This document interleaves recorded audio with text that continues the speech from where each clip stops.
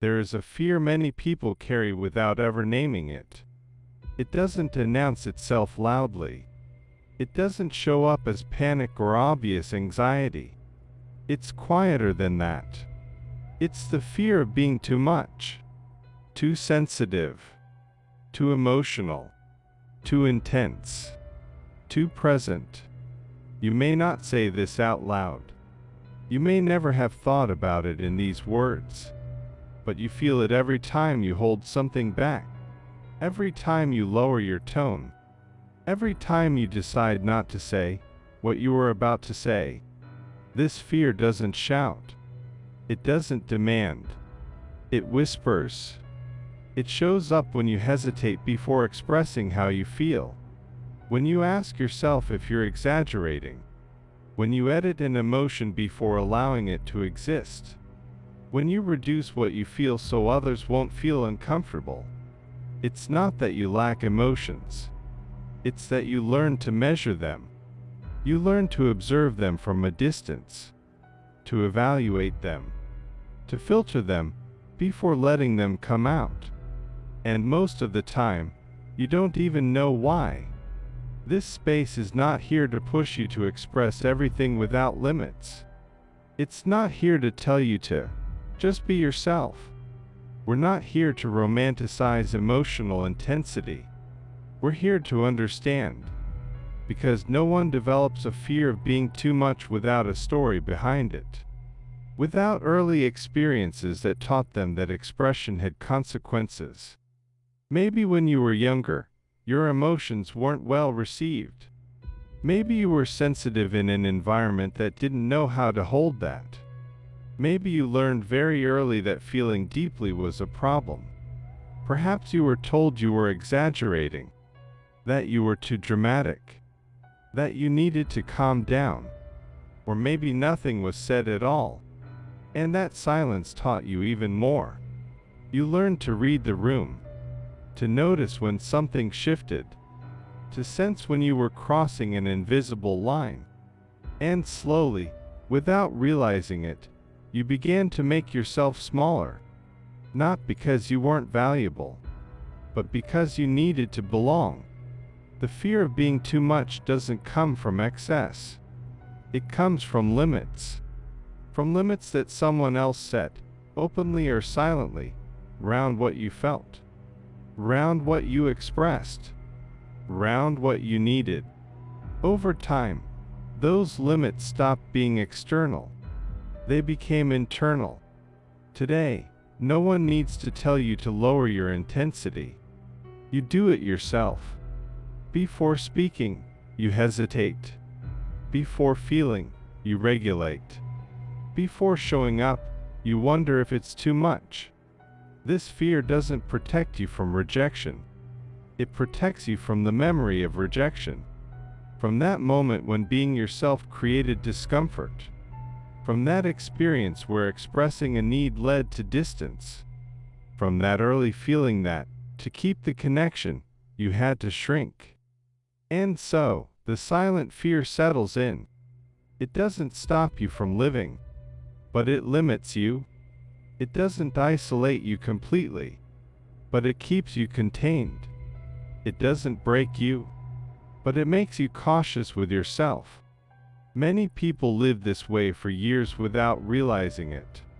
They function, they adapt, they connect, but always with an internal break. And that break activates precisely when something wants to expand. An emotion, a word, a desire. The fear of being too much is not low self-esteem. It's emotional memory.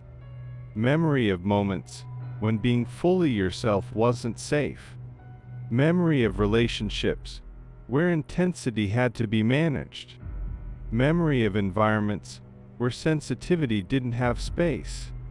If today you feel like you have to measure yourself in order to exist, if you constantly question whether what you feel is excessive, if there's a part of you that fears taking up emotional space, it's not because you are too much.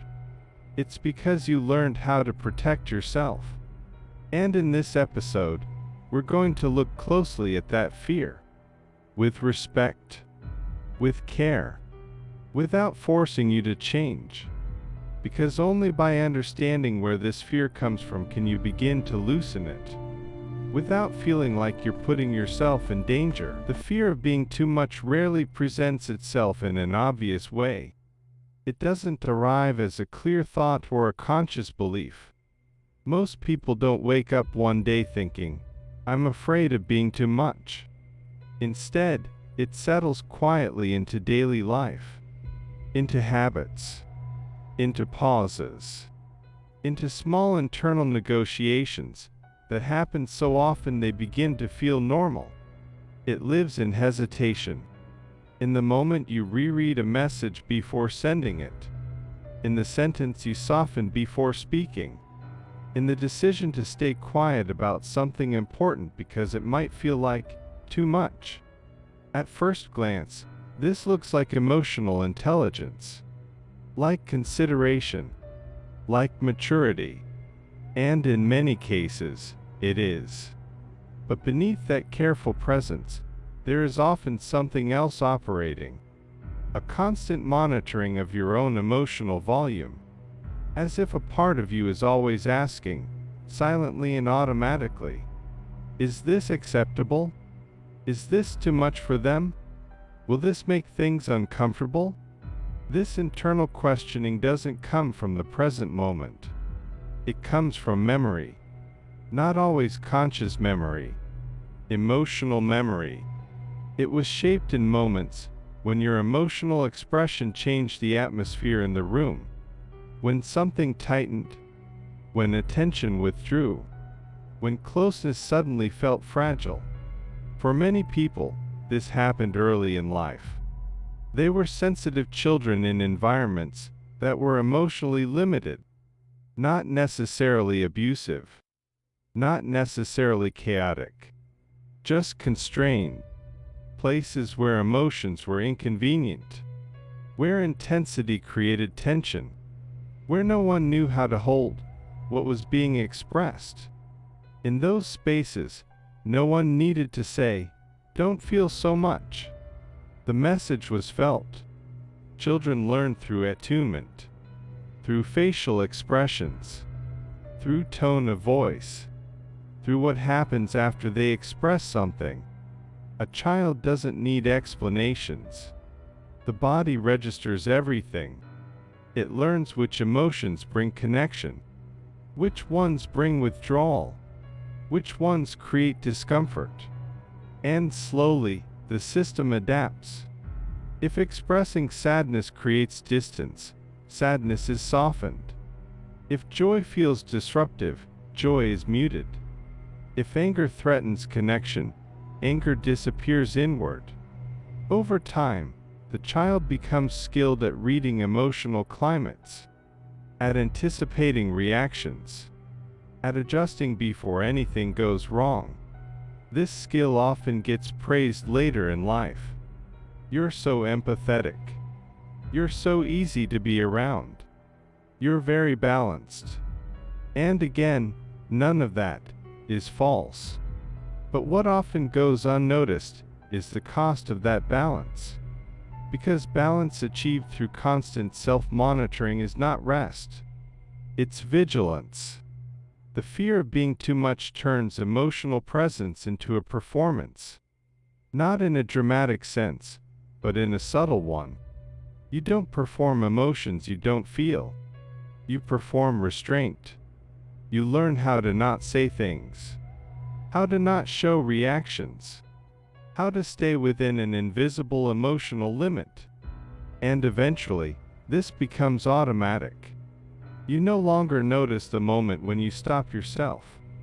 You no longer feel the hesitation. You just don't speak. You don't express. You don't ask. The fear operates beneath awareness. This is why many people who carry this fear don't experience themselves as afraid. They experience themselves as controlled, calm, measured, grounded. But inside, there is often a low-level tension. a sense of holding something back, a feeling that something wants to move, but never quite does. The fear of being too much is not about others rejecting you today. It's about protecting yourself from a rejection that already happened, emotionally, if not explicitly, from a time when expressing too much resulted in disconnection, from a moment when being fully present felt unsafe, from an experience where your emotional reality didn't have a place to land. This fear is protective. It doesn't exist to punish you. It exists to preserve connection. It learned, very early, that closeness depended on regulation, that belonging required containment, that love had limits. And so, it learned to stay within them. As adults, many people continue to live according to those old limits, even when the environment has changed. They enter relationships where emotional depth is possible, but they don't fully inhabit it. They choose partners who feel familiar rather than expansive. They hold back not because they don't want connection, but because they don't trust it. Trust doesn't come from logic. It comes from experience. And if your early experiences taught you that expression disrupts bonds, your system will remain cautious, regardless of what you know intellectually. This fear also shapes how you relate to yourself. You don't just regulate in front of others. You regulate internally. You question your reactions. You doubt your emotional responses. You tell yourself you're overreacting before allowing yourself to feel.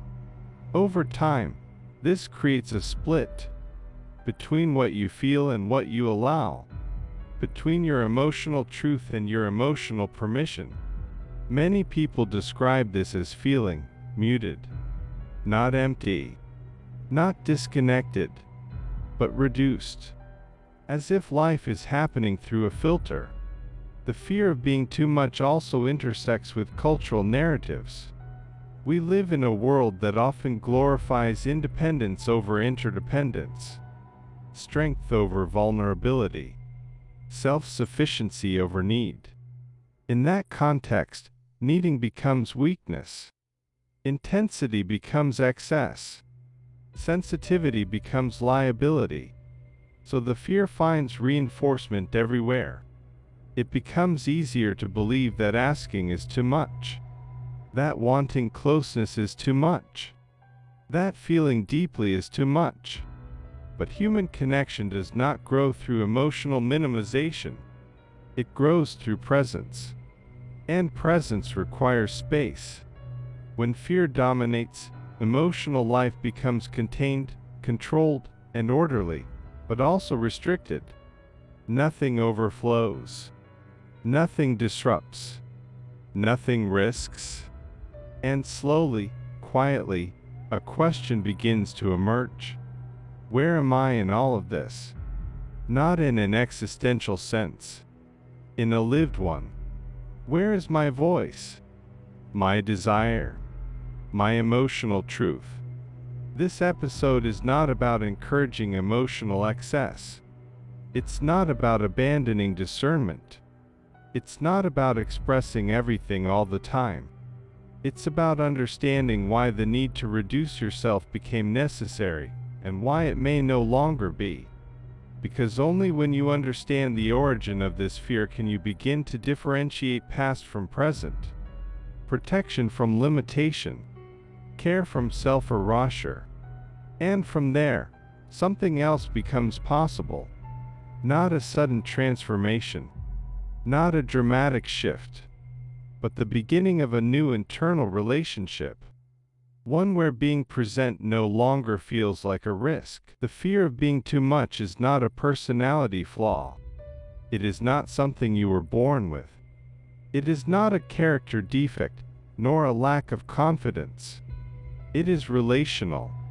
This fear is formed in connection with others, not in isolation. It develops when emotions repeatedly fail to find a place to land. When needs are met with distance instead of attunement. When intensity feels like something, that must be managed rather than welcomed. From a deep emotional perspective, being too much was never the real issue. The real issue was not having enough space to be. When a child expresses an emotion and that emotion is not received, something important happens. The emotion does not disappear. It pauses. It remains unfinished. And unfinished emotions don't integrate into the self. They linger. They wait. Over time, what cannot be integrated becomes controlled. This is how a regulating part of the self develops. A part whose role is to monitor, filter, and limit emotional expression before it can cause disruption.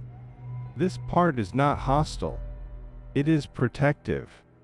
It exists to maintain stability, to prevent emotional overflow, to keep connection intact. In many cases, it saved the child emotionally. The problem is not that this part exists. The problem is when it becomes dominant, when it takes over the entire emotional system. Spontaneity fades first. Emotions begin to be evaluated before they are felt. Reactions are edited before they reach the surface. Life becomes something that must be managed rather than lived. Many people describe this experience as living with a constant internal observer, a presence that watches everything from the outside, that asks, quietly but persistently, is this appropriate? Is this too much? Is this safe? This observer did not appear randomly. It formed in environments where emotional expression had consequences. Sometimes those consequences were obvious. Conflict, rejection, withdrawal. Other times, they were subtle. A shift in mood, a tightening in the room, a sense of being misunderstood. But the emotional system does not need dramatic events to learn. Repetition is enough. If enough times expression leads to discomfort, the system adapts. Not consciously, automatically. The child learns to anticipate, to self-regulate, to contain. This is often misunderstood later in life. People praise emotional control without recognizing its origins. They admire restraint without seeing the cost. But restraint learned through fear is not the same as emotional regulation learned through safety. True regulation comes from having emotions received, mirrored, and held. Fear-based regulation comes from learning that emotions must be reduced to preserve connection. This distinction is crucial, because many adults who fear being too much are not emotionally immature. They are emotionally over-adapted. They learn too early to manage themselves in environments that could not manage them. Attachment plays a central role in this process. In secure attachment, emotions are welcomed, even when they are intense. The child learns that feelings come and go without destroying connection. In insecure or emotionally limited attachment, intensity can feel destabilizing. Not because caregivers are cruel, but because they are overwhelmed, unavailable, or emotionally constrained. In those contexts, the child senses that their emotional reality exceeds what the environment can hold. So the child adapts. They reduce intensity. They become vigilant. They learn to stay within a range that feels tolerable to the other. This adaptation is relational intelligence. It is how connection is preserved when safety is conditional. But the cost is internal fragmentation. Parts of the self remain unexpressed. Needs go underground. Desires are muted. And what is muted does not disappear. It waits. The fear of being too much is also deeply intertwined with shame. Not the kind of shame that comes from wrongdoing, but the kind that comes from being seen as wrong for feeling. Shame enters when emotional expression is met with disapproval, dismissal, or ridicule. When the message, explicit or implicit, is, "This part of you is not welcome." Once shame attaches to emotion, the emotion becomes dangerous. Not because of what it is, but because of what it risks. So emotion retreats inward. It becomes private, hidden, unspoken. And here a paradox emerges. The more emotion is contained, the more intense it feels internally. And the more intense it feels, the greater the fear of expressing it. This is how the system reinforces itself. From the unconscious perspective, the fear of being too much does not exist to punish you. It exists to preserve balance. Balance within the relationship. Balance within the system. Balance within the identity that formed around containment. Because many people built their sense of self around being manageable, around being easy, around not being a burden.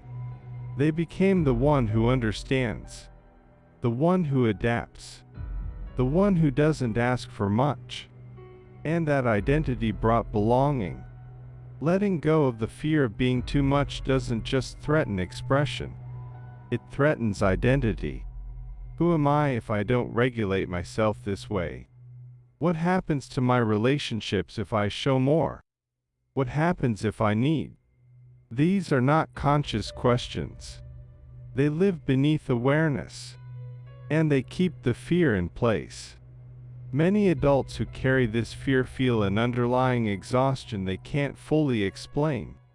Not physical exhaustion, emotional. Because maintaining constant internal regulation takes energy. Monitoring yourself, editing reactions, containing desires. It all requires effort. Over time, this effort can turn into numbness, or resentment, or a vague sense of disconnection from life. Not because you don't care, but because you've learned not to fully enter. Some people describe it as living behind glass, present, but slightly removed, engaged, but cautious. This fear also shapes choice. You may choose relationships that don't ask much of you emotionally, or relationships where your restraint feels necessary because the other is overwhelming. Either way, the fear organizes the bond. It decides where you feel safe, where you feel useful, where you feel seen, even if only partially. Understanding this is not about blaming caregivers or revisiting the past with anger. It's about recognizing how your emotional system learned to survive. The fear of being too much did not appear to limit you. It appeared to protect you. But protection has a shelf life. What once kept you safe may now be keeping you small. And the system will not update itself simply because you understand this intellectually. It updates through experience. Through moments where expression does not break connection. Where emotion is met rather than managed. Where presence is allowed without consequence. But before those experiences can happen externally, something needs to shift internally. The fear needs to be recognized not as a truth, but as a memory. A memory of a time when being fully present was risky. A memory of limits that no longer define your reality. And that recognition begins not by forcing change, but by creating awareness. Awareness of when you stop yourself, of when you shrink, of when fear steps in, not to fight it, but to see it. Because what is seen can soften, and what softens no longer needs to control. In the next block, we will look at how this fear plays out in present-day life. How it shapes relationships, work, and the way you inhabit your own body and voice.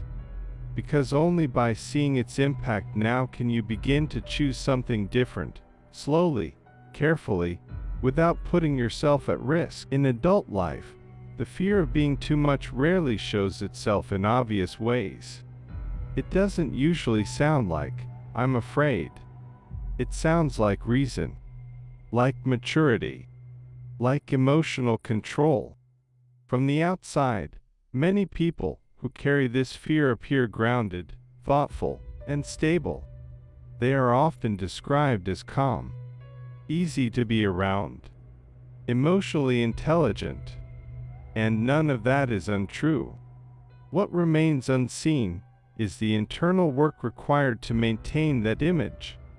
Because behind that calm exterior, there is often constant adjustment, a continuous calibration of emotional presence, a quiet effort to stay within an invisible boundary. This fear becomes especially visible in relationships. In close relationships, it often leads to self-positioning in the background.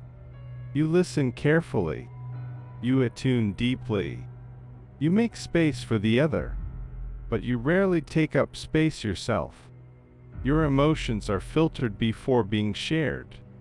Your needs are softened before being named. Your limits are expressed indirectly, if at all. Not because you don't have them, but because expressing them feels risky. There is often an unspoken question running underneath connection. Will I still be accepted if I show more of myself? And to avoid finding out, you regulate. You become adaptable, flexible, understanding. These qualities often make you a good partner, friend, or colleague. But they also make it easy for your presence to be taken for granted. Over time, something begins to feel unbalanced. Because while you are present in the relationship, you are not fully visible. Parts of you remain hidden, not out of dishonesty, but out of protection. This can lead to a particular kind of loneliness. Not the loneliness of being alone, but the loneliness of being unseen.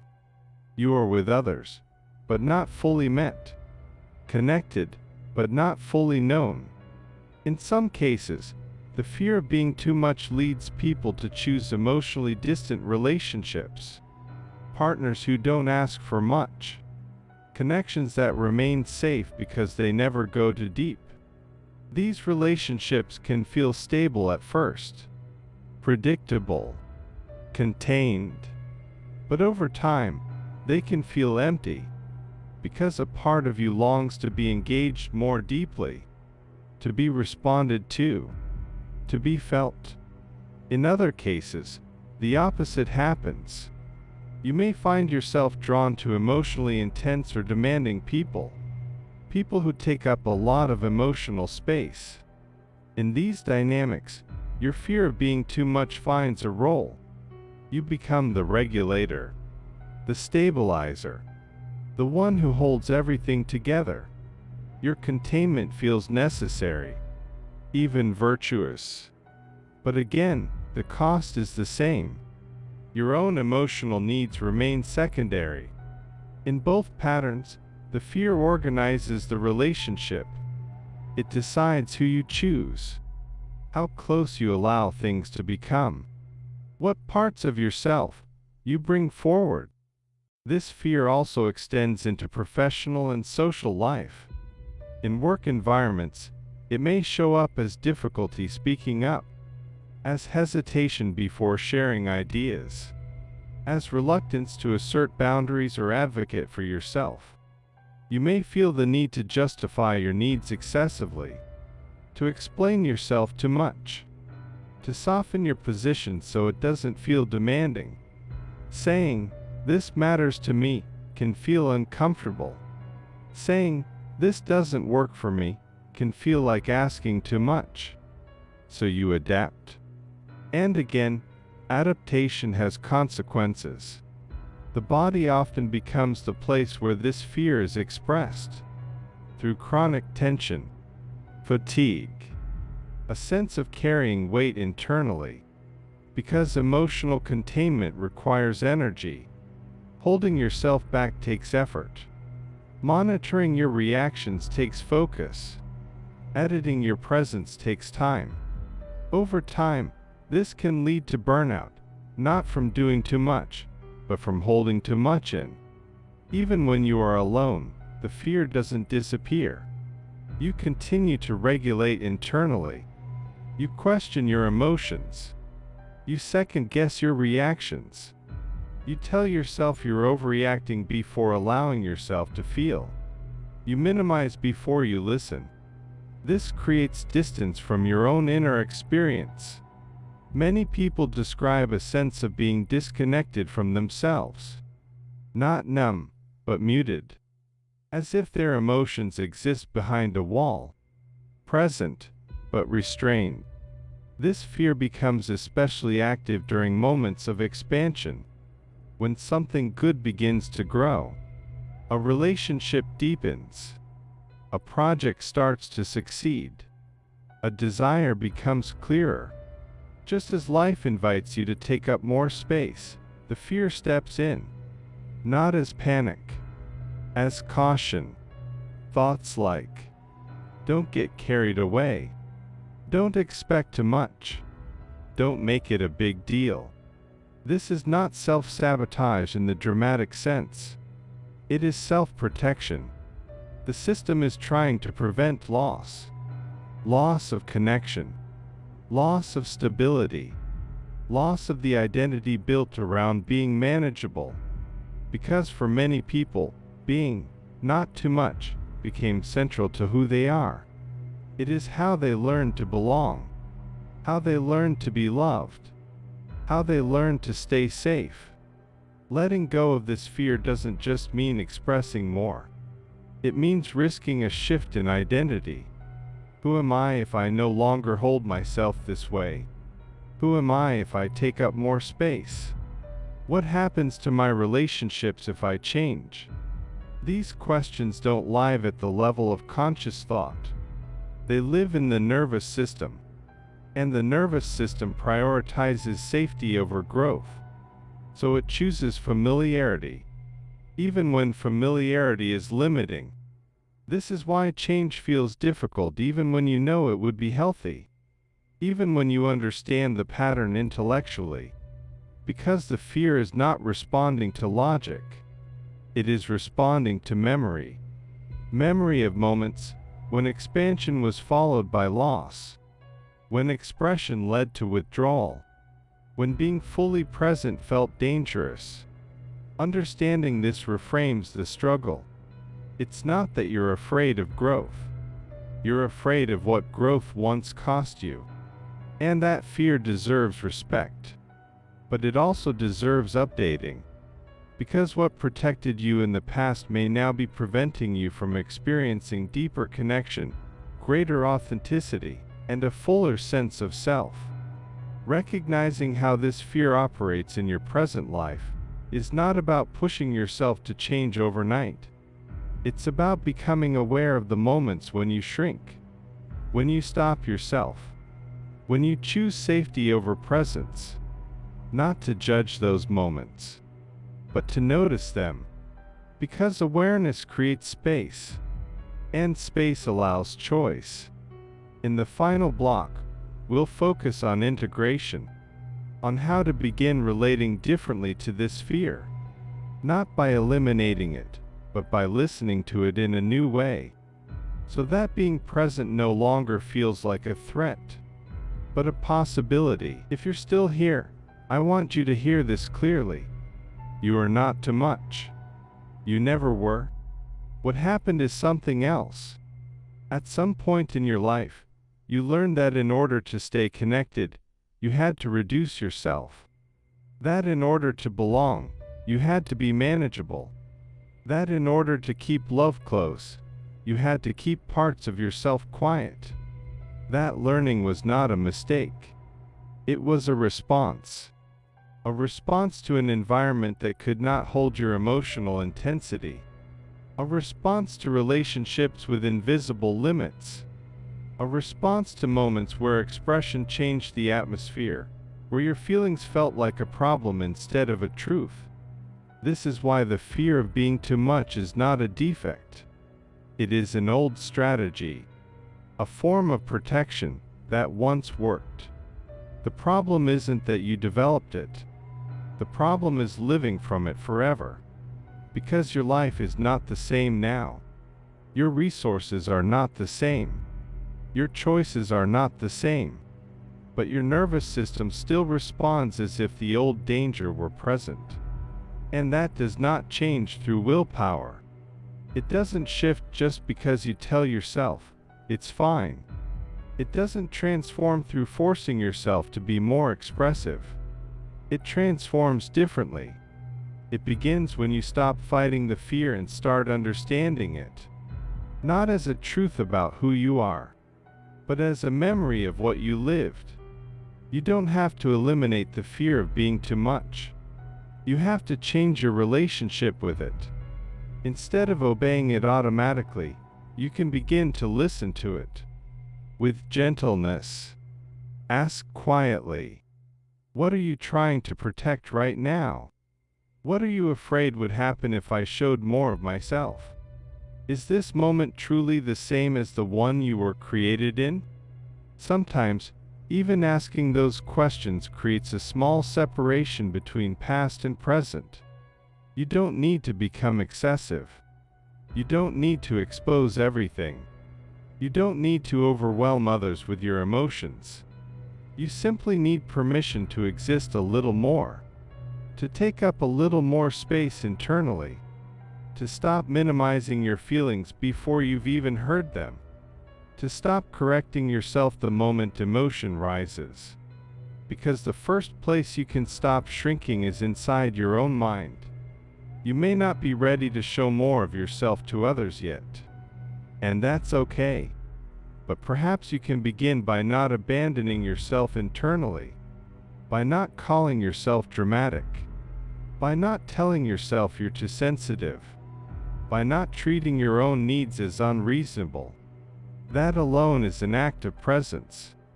Over time, only over time, your system can learn something new. Not through logic, but through experience.